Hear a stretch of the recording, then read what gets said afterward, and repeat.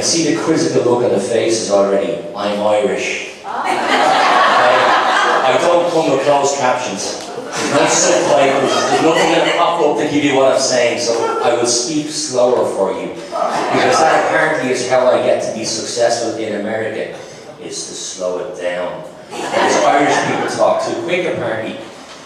I can see that gentleman's giving me a look. I get this at every show. There's always one person in the crowd who looks at me and says, why do I know his accent? He's reminding me of somebody. And then there's the moment of recognition just now where the light bulb has just gone off and you just thought to yourself, he sounds like Conor McGregor. No, I fucking don't.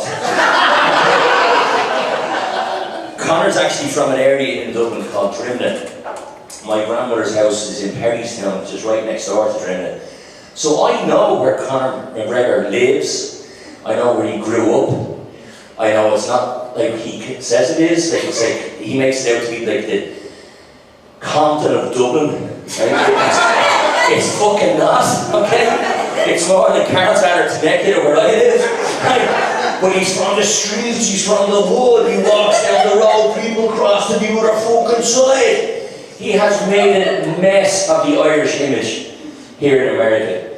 So please don't use that man as the role model for what an Irish man should represent. He's recently declared that he wants to run for the Irish presidency. Some people know about this, but he's also got done for sexual assault. And he had to pay, in a non-disclosure agreement type situation, compensation to the victim. And I thought to myself when I heard that news, what sort of country would elect a man to be president who has a history of sexual...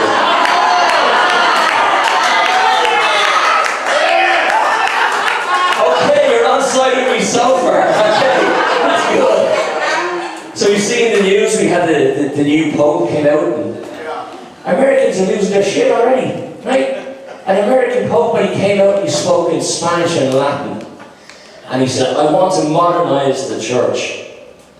And he said it in Latin. Let's let that sink in for a second.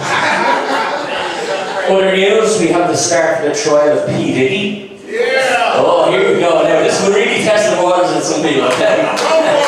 Let's see how offended we can make a group of people very quickly, okay? So when P. Diddy was arrested originally and they did the raid on his house, I'm sorry, Sir Joe, you were an absolute stunning image of my father-in-law. It's very distracting. Because he's back in fucking Ireland. But no, when Diddy got arrested, does anybody remember what the headline was? Baby oil. Who said baby oil? Oh, well, I'll tell you now. How many bottles of it was there? 1,000 bottles of baby oil. The local Costco to where he lives had to put out a statement to say, we don't sell baby oil. They actually put that out as a statement. But what I found amazing was, with all the different stories that started flying around with the parties and the baby oil, I thought it was like 1,000 bottles of baby oil. The man lives in a 5-story mansion. Maybe he's just a slip and slide guy. But, you know, the other story, you know, seemed to just get passed away was the amount of dildos they found. Right? 784 to be exact. Now I want you to pay attention to this, ladies. I want you to pay attention to the other ladies, right? I'm going to ask the question right now.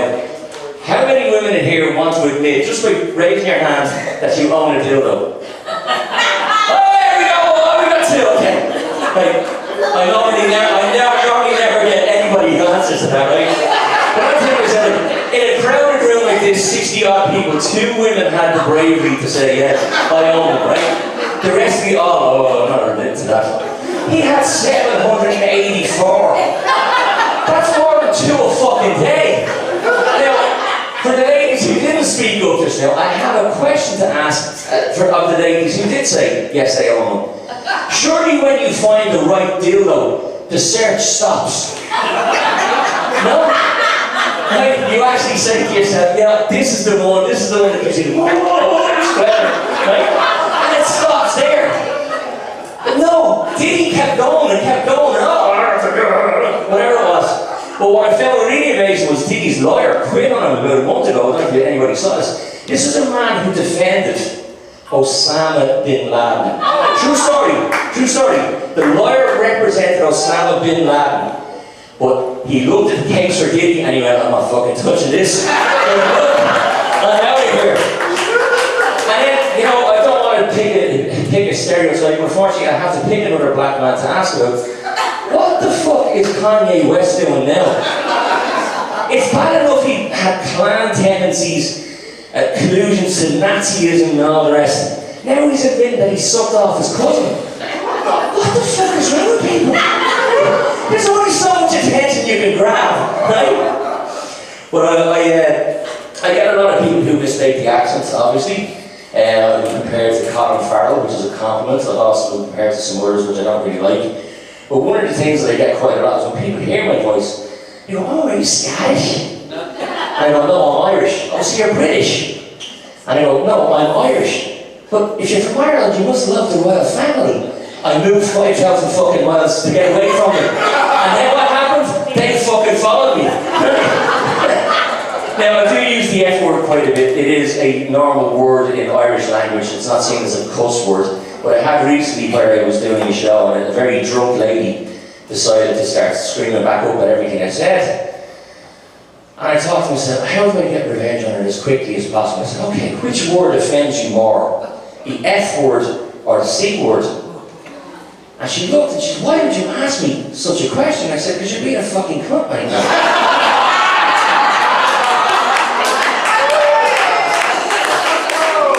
That was my first ever heckle that I put down, so winning. I'll finish up with this. Guy goes up to heaven. He meets St. Peter at the gates, and Peter says, man, we need you to tour, and they start to walk around. And he says, over there, all those little buildings, they're all different themed pubs, Irish pub, Scottish pub, you name it. Whatever drink you want, you can get it served behind the bar. Best thing is you'll never get too drunk and you'll never get a hangover. Good shit, I'm not on my feet, says your man. He said, still walking on a little bit further. Over there, that's the entrance into the golf course. The golf course is amazing. Each hole when you come up to the tee box, all you have to do is say, replicate wherever you want to play. So if you want to play Augusta, you want to play Pebble Beach, it'll magically transform for you. Best thing everybody says, you don't lose a golf ball up here. You don't lose a golf ball? This is incredible. No drink, I don't get a hangover, I don't lose a golf ball.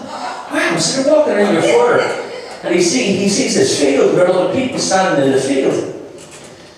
He's like, that's awesome. He walks in there further, they get to another field, there's another crowd of people standing in the field.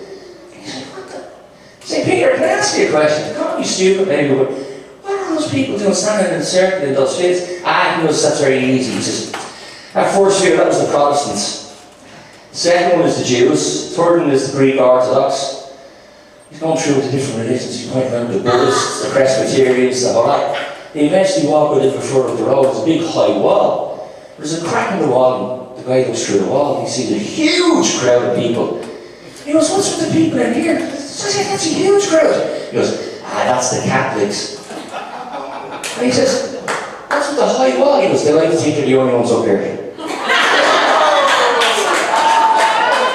I told that joke at my father's funeral, true story. And my next door neighbour is the most religious, well, she was, I don't live there now, but she was the most religious woman. She put out a statue the night before the kids had their first Holy Communion and all that kind of stuff.